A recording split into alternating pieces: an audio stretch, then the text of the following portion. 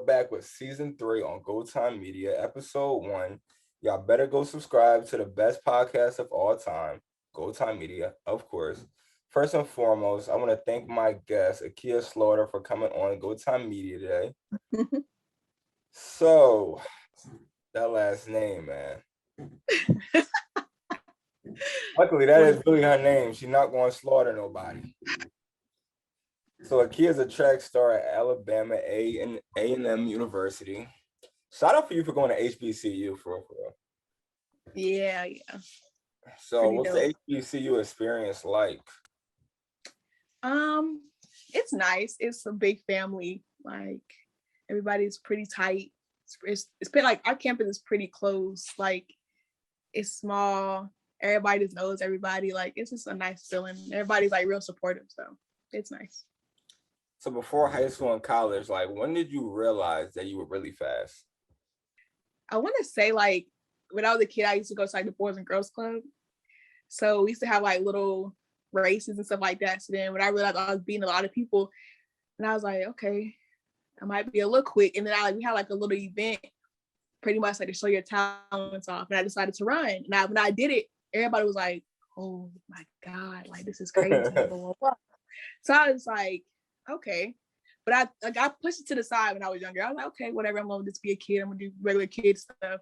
So then when I got to like, I want to say high school, I was like, okay, I don't want to be a boring high school. I want to be able to like make a name for myself in high school.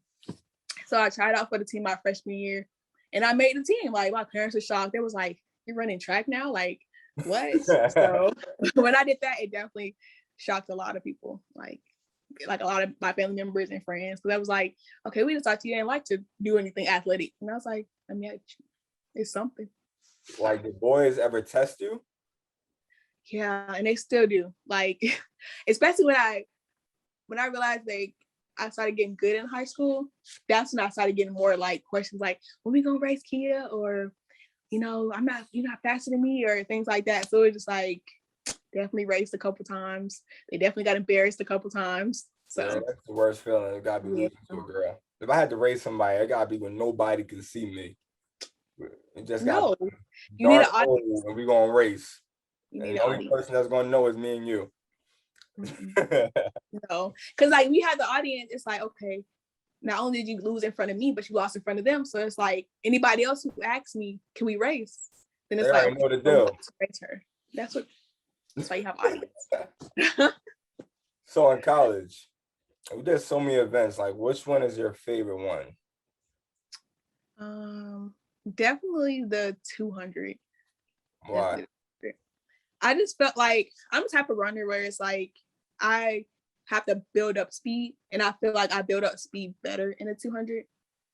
So it's like my top end speed is amazing, in my opinion. I don't care for anybody else's, but in my opinion, Oh, it's that's amazing. right. You said, I know it's that's like, so it's like that event. I just feel like, okay, I'm reaching my potential. Like this feels good. Like I'm able to finish on a good note. And I dropped time faster in my 200 than I did in my 100. I mean, I still ran a good time at conference, but that 200 was what I really wanted to run a good time in. So.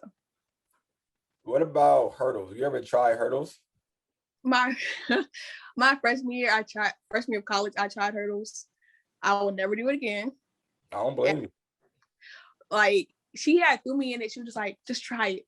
And I tried it at a big meet. We was at Auburn. There's a bunch of SEC schools out there. And I was like, why would I try this? Embarrass myself in front of all these schools? Like, what the? So. How do you jump over them? I don't understand. I don't know. I really was jumping over them like I was jumping over gates. Like the time was so slow, like a minute and like 30. I was out of breath. I was pissed. I was just like, oh my God. And then I had my 200 right after, and I was so mad. But I wound up like PRing in my 200 afterwards. I was so mad about running hurdles. So it was like a blessing and a curse, but I thought I would never do that again. And I will never, ever, like, at all. Yeah, like hurdles is like, they don't make no sense to me because they're so close. By like the time you jump over one, you got to jump over another one. Exactly. Like, it makes no sense. I was watching this like Sports Center with these girls running hurdles. Like they were all racing, but like in slow motion. It was crazy. Like the way that their legs are set up to hop over it. And I said, that can't be me. I would have heard some hurdles would have fell. It can't be me. Yeah. So what did it feel like knowing that you were going D1 for track? Like all that hard work is now being noticed. How did I feel? Okay. And it's funny, like my whole recruitment process was very different. Like my whole mindset was like, as long as I go to college, as long as I go to college, be there, I'm straight. So that my first offer was D2. And I was gonna go. I had signed and did everything. But then A&M called me. And then I was like, well, you know, what's up, blah, blah, blah. And then she said there was D1. And she was like, the times that I'm running wasn't gonna like be good for D2. Like it was almost like you would just be winning the whole time. You wouldn't get any work. You wouldn't get any faster because it's gonna be real stagnant at D2. So that's what she told me. So I was like, okay. So then I came. She told me how much all I had to pay with my first semester was like $300. So I was like, the money was definitely influencing me. So then I was like, okay, that'll be real competition. It'll be D1. I never, race anybody like real fast for real. So I just went along with it. And it was real different compared to high school. Was it different than the fact that it's like people in high school, you're one of the fastest, and then when it comes to college, it's like you're on the main stage with a lot of people that's fast? Yeah, like high school, it was just like, okay, you got a couple people in your conference, like your region or whatever, who are fast, but then you get to college and it's like, everybody fast? Everybody running this time? It's like, oh, like you can't slack. Like in high school, you might be able to slack a little bit because you're at like the top of the, the guess. But in college, it's like you drop a little bit, there's somebody running their fastest time above you, and it's like 5 milliseconds. So it's like, okay, I run 23.6 that one time, and then somebody like the next week runs like 23.5 or 23.63 or something like that. So it's like it's really different. Was there ever like a record that you wanted to break of yours, but you just never did? Like far as my personal best? There's some hard records. You got me beat, so I ain't stressing too. I mean, I had goals, but I wound up breaking them. So it was just like, kind of. I would have wanted to go faster though. Like when I went to regionals, I wanted to go faster than what I ran at championship, but then I had hurt myself. So I'll say like when I ran those times at championship, it was definitely a goal for me. Like I had it written on my shoes and everything. How do you run faster? Like, can you teach me like how do you train your body to run fast? Is it a mental thing? Like if I tell myself I'm gonna get faster, do I get it? Or like, are you born with this type of stuff? No, because if everybody thought, okay, I'm gonna run fast, then everybody be running fast. So I think it's just like work ethic and like how do you handle like the workouts, and I mean your mental is a part of it a little bit, because it's like you don't want to think negative when it comes to your events. But it's like if you put the work in, if you just grind hard for it and just know for a fact that you're going to PR or you're going to do really well, then it's going to happen. But if you just think, oh, I'm going to run fast, it's because it's probably not going to happen. If you just ain't work hard to get how fast you are now. Probably why I ain't run fast. I thought I was fast in my head until I really seen myself run. I'm like, I'm really slow. Track humbles you. That's the thing.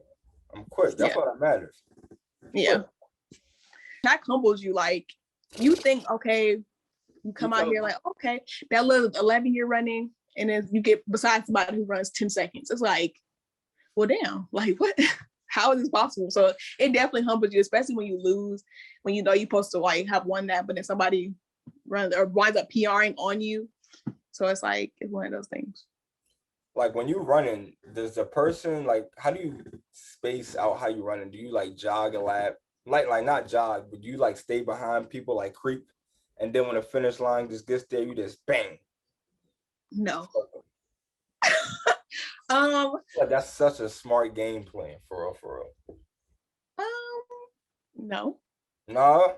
Well, maybe for long distance, maybe. I really don't know, but I know for a sprinter, you don't want to be behind. You want to be the first one out the blocks. You want to be the first one to the finish line. So it's like, I don't want to stay behind anybody.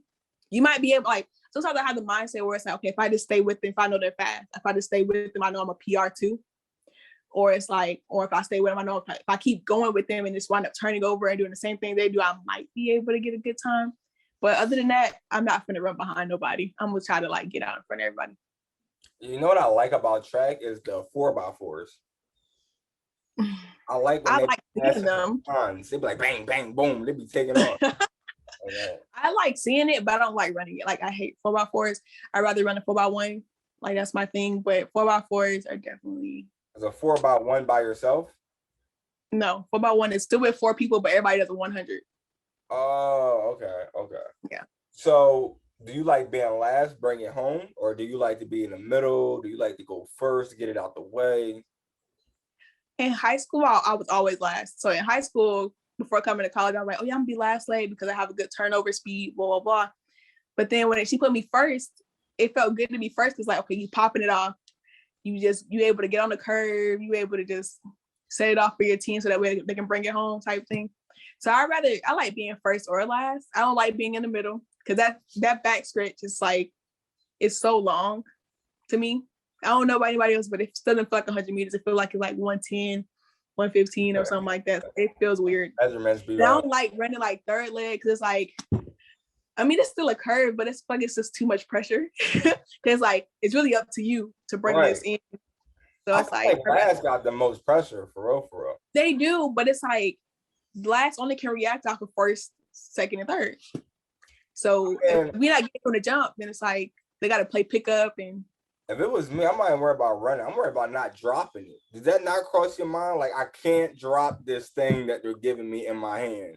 I gotta come grab it and keep going. That don't cross. My first one I've done like in high school. When I first did, I was like, oh my God, don't drop it.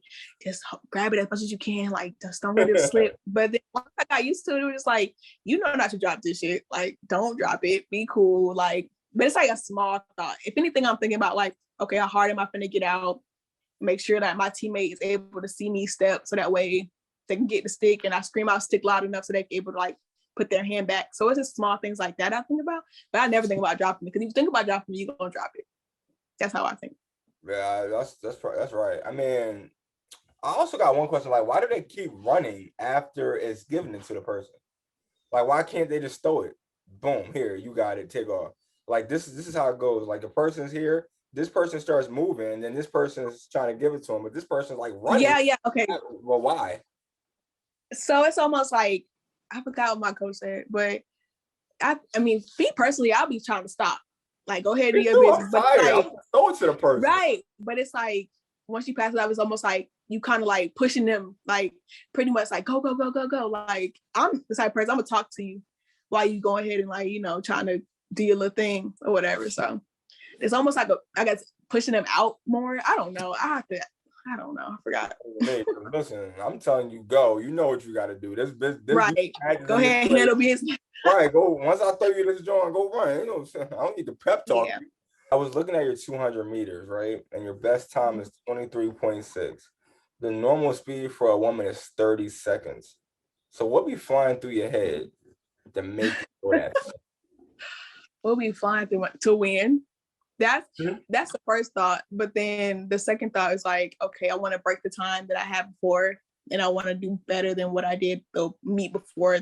You know, the time that I had ran 23.6, like that whole mindset is just, I be thinking about, okay, how can I break down my race so that way I can explode out better, or I can drive out longer so that way I can just go ahead and run a little time I need to run, call it a day. But that time, like, that was really big for me. Like, cause I was trying so hard most of the season, even like since my, I think sophomore year, to try to run 23, because I kept running 24.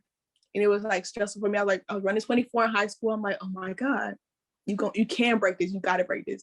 So then when I did, all I could do was just cry. So I'm just like, oh my God, I worked hard to get this. Like, this is my event. I love this event. Like, so it was really happy and exciting to do that. 24 is good for me.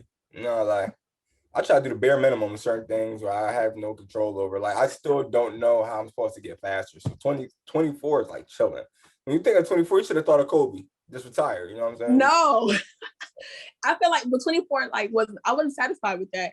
Cause I was just like, in my head, I mean, even though it's not like this, 24 to me felt like I was running 30. What? Like, it felt like, I know, and it's really 7 seconds difference. I know, but it was just like, I know I can run faster than this. So I got to run. Like, I know I can do this. So it's like, it has to happen.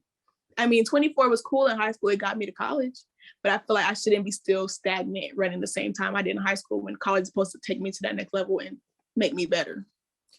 Yeah, it is hard when you're like in the same position and you just got the same number, like the same results time after time. Exactly. I don't want to see the same number attached to my name every time. Like, what did your diet consist of? Like, I'm trying to let me get back in shape real quick. I eat everything. I mean, too. It just depends. Okay, like during, I guess, preseason, I'll eat whatever, just work out, whatever. But then like in season, like maybe like 2 days before the meet or like a day before the meet, or even during the meet, I'm eating like pasta, salad, things like that. But I'm eating everything. There's no diet. Let's just eat whatever. Hopefully it goes off when you go to practice. You're gonna sweat it out.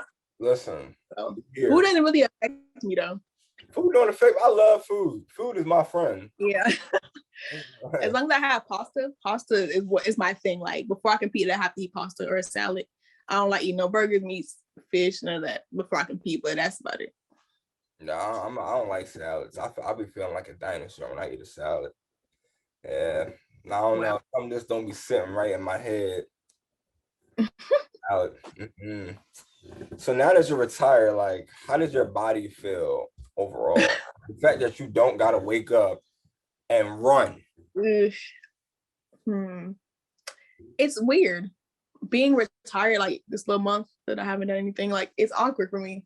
So I'm so used to being like, okay, I gotta work out. Coach just says email us the workout. I gotta go do that. I gotta go lift weights now. So like now that I'm not doing anything right now, it just feels weird for me, like an out of body experience. Like I'm so used.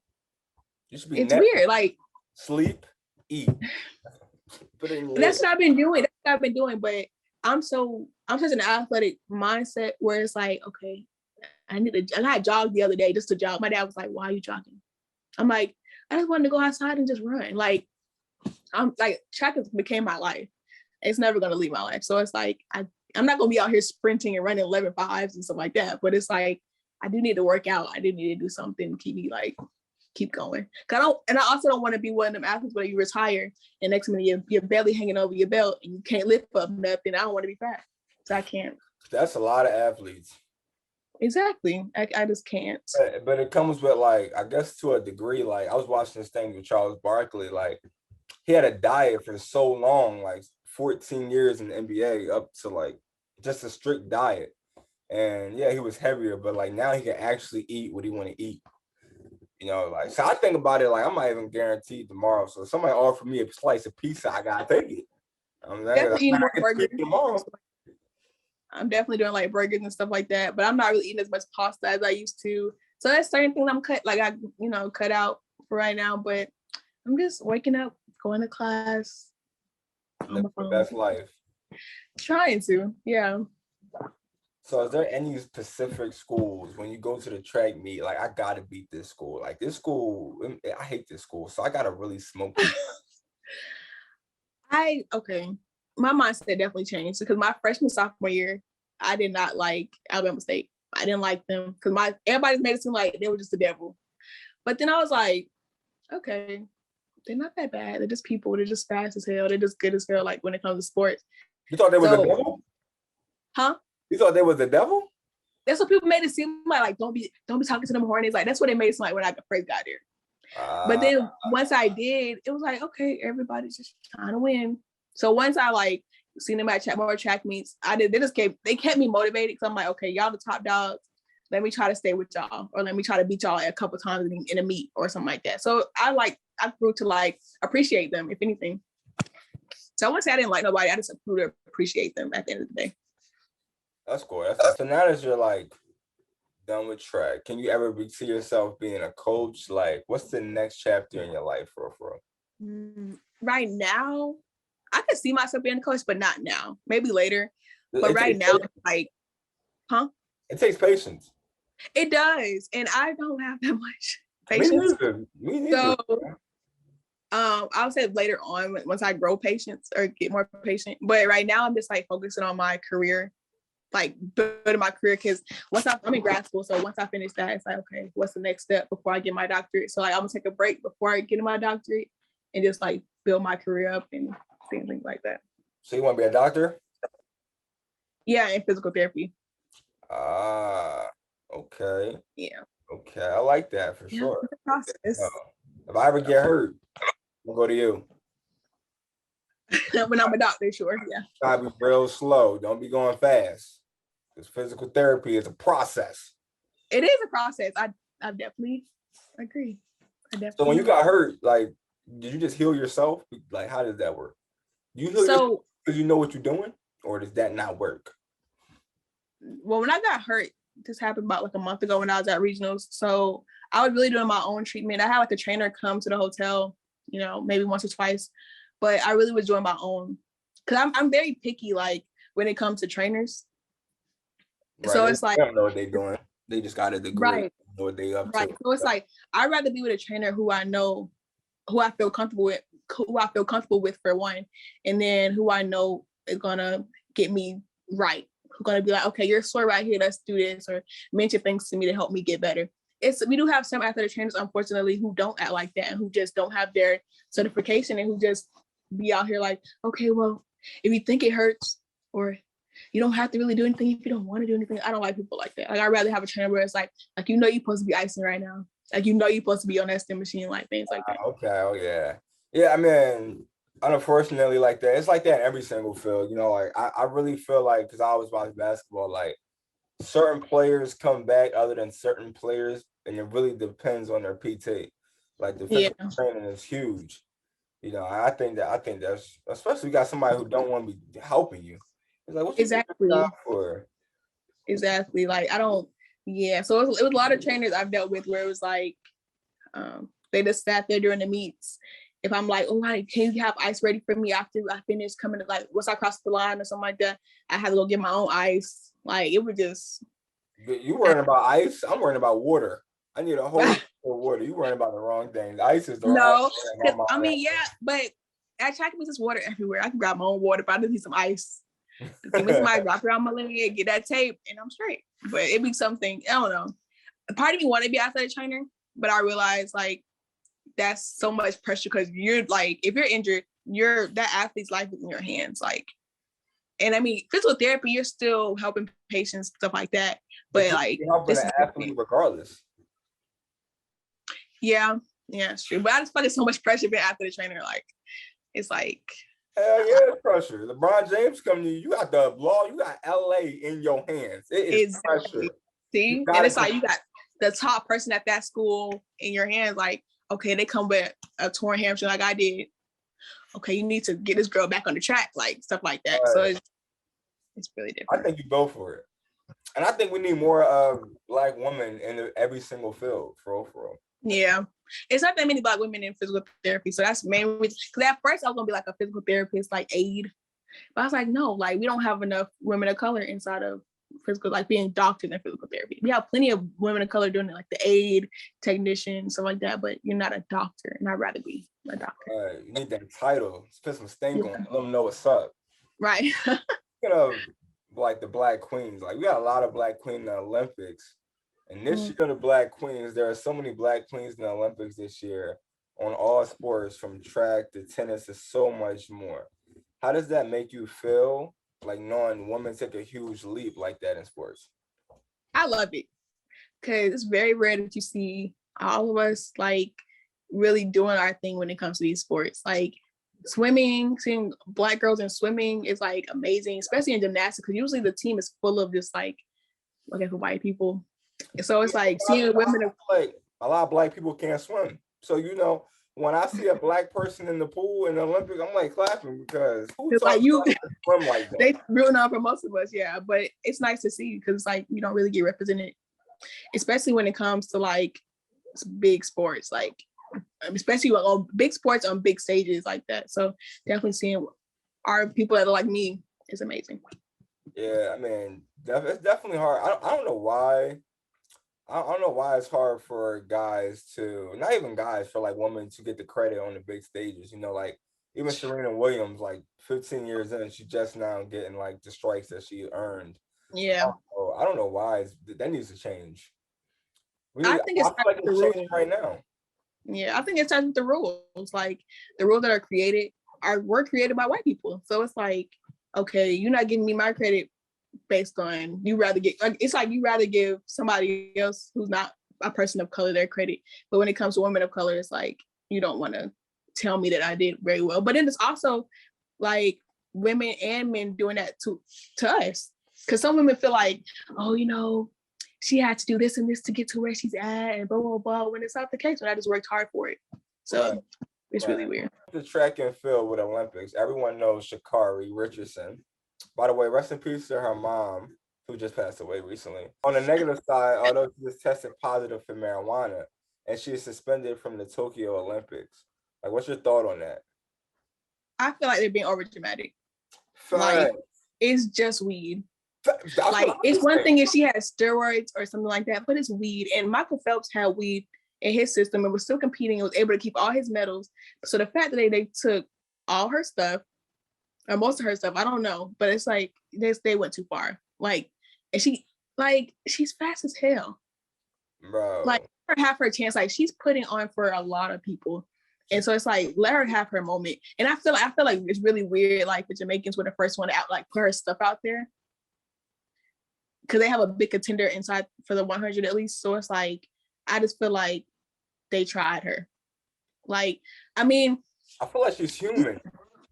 She is, like, just like she said, I'm human. So it's like, everybody makes mistakes. Everybody goes through things, especially what she was going through.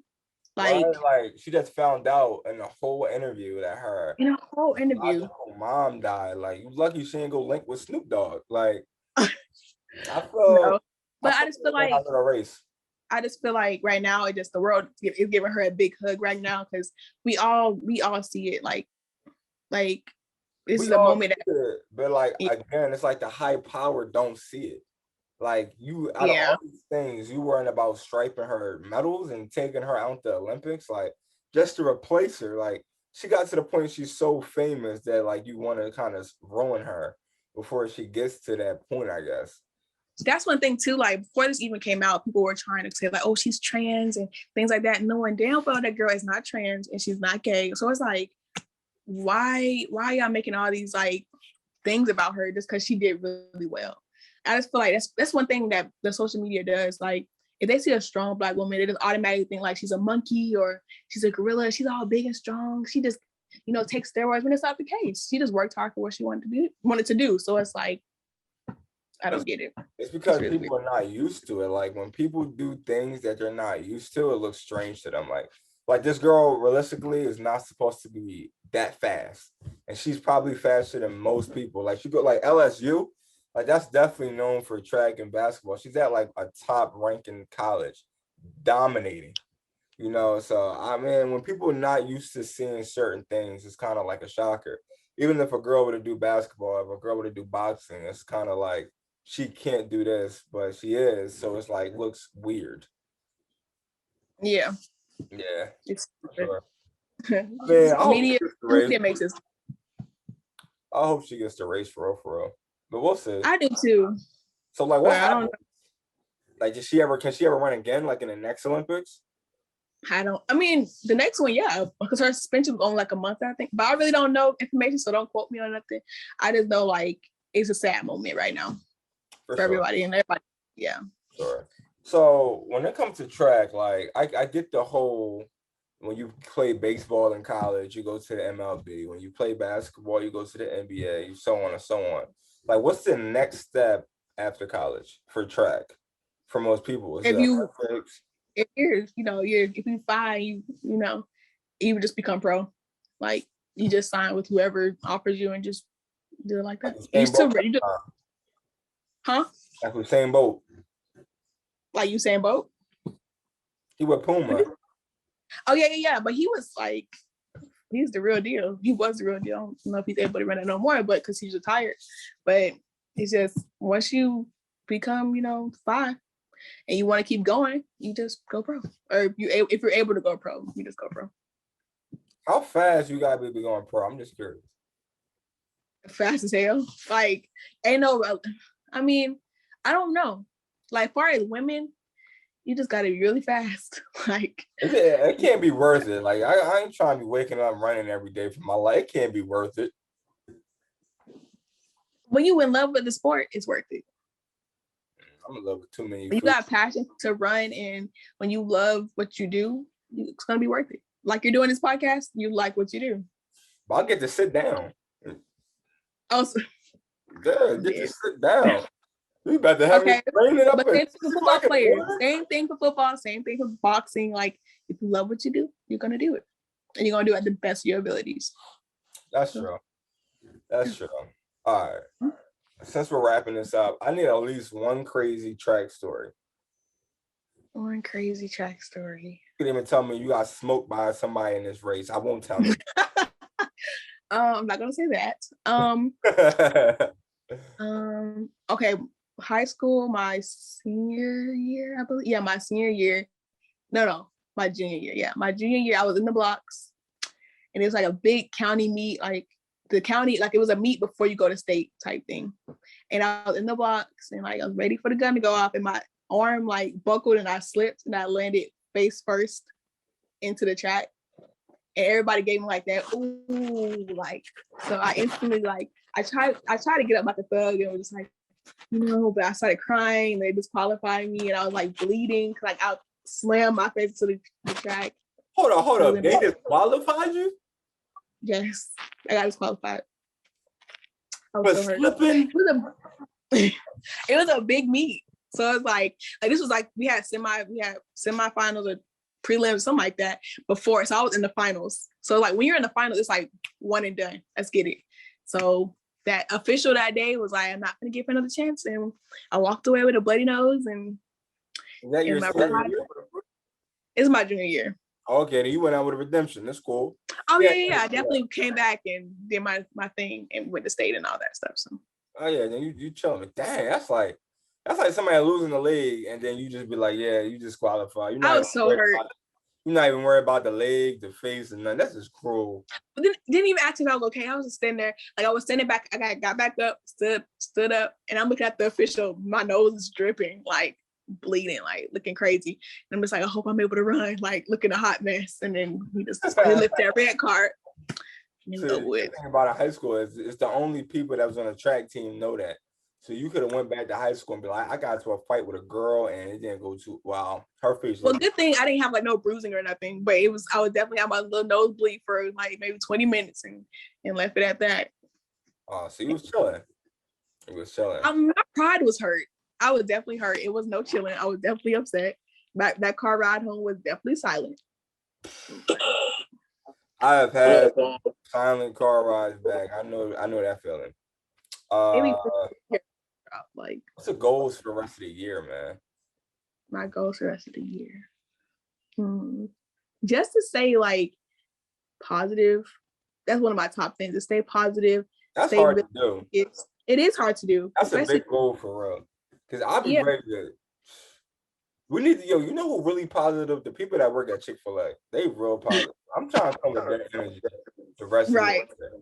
They be so polite, man. It'd be crazy. But it is. Yeah, like, staying positive, definitely. Because I be having moments where it's like, oh, you know how you beat yourself up. And it's like, no, I want to just remain positive and just know like God is in control of everything. So it's like, why be upset? Why be down when God has the power? So it's like, definitely want to stay positive. Definitely want to like continue just to strive for, I guess, more career goals now. Because before it's like, okay, you got your track goals, like, oh, run this time. So now I'm like looking forward to like, okay, you got this job, you got this opportunity. So now it's like I'm doing more career oriented goals now. Okay. So, and then definitely staying in shape, because you will not catch me looking crazy.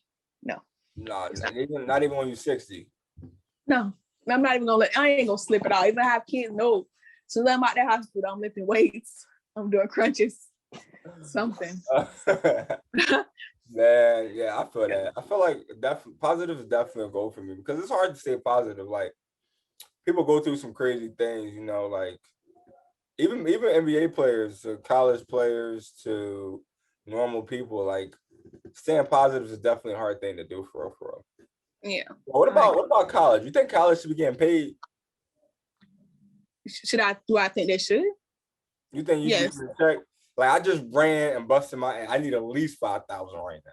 Not at least 5, but it's like the school is really be using your face your likeness. So it's like, why is my face posted when I didn't get no, like when I get no check for this, for my face being right here? Like I think it's a great idea. I think it's a great idea. Facts, like my face is on this billboard and I didn't see a check yet. That's I want to ask because I have my face is on the billboard on campus, and I kind of want to know when I get reimbursed. You like, where's my royalty? Like I'm right. Like, can I get a little hundred? But no, like now that I'm not a part of the rule, I guess the new money rule, then I don't think that applies to me. So. Can you go back and just work out whenever you want? At Anna? Yeah, I'm pretty sure I could. I don't think the track or whoever becomes the new track coach, I don't think they will mind. You got a new track coach? We don't know. I don't know what's happening, but whatever happens, I'm sure they wouldn't mind alumni coming back. I was running track with COVID. Like, how did that work out for you? Ooh. It played more of a mental part for me than a physical. So I was still working out during the pandemic, obviously, but it was just like, dang, I'm stuck inside. Like I can't do nothing. I can't go to the store. I can't go, out to certain places without this and that. And it was just like, it definitely was a mental battle. COVID was definitely a mental battle for me. Cause it was like, okay, I'm stuck in the house. I can't do nothing. It was just like, what in the world is this? So, and then competing with it was just like, you're getting tests every week. Then you have to get a test before the meet. You got to do temperature checks and you have to wear a mask all the time if you're not competing. And then it's like, oh my God, like, why is all these rules? I just want to run and get back home. You got tested before the meet? Yeah, we had to get tests every week, like maybe 2 tests I don't remember. But I know we had to get a test before the meet. You had to get temperature checks at the hotel, wherever we stayed at, if we stayed for that long. It was just a hot mess. That test be up in your brains. Not for real, like they just like sometimes most of the time we just did it ourselves, so we had swab like a little bit. I wasn't trying to, touch my temple and all that shit. I was just trying to like rub it around. Yeah, that's right. Here you go. I don't got nothing. Right. Like this pass me so I can know. All right, so we're about to dip out of here so we can get started on these goals. But before we dip out of here, I'm gonna need you to drop your IG so everybody can go follow you. Okay, so it's Akia, AKIA, and _ Slaughter, like in the dictionary. I'm back with that name, Slaughter. So yeah. Say it again, Akia _ Slaughter? Yeah. Y'all not gonna forget that. I don't even need to tell y'all that. Just search up Slaughter. Chilling on that note. Oh man, listen, huge shout out for Akia for coming on GoTimeMedia today. This is season 3, episode 1, and it's a wrap. Deuces.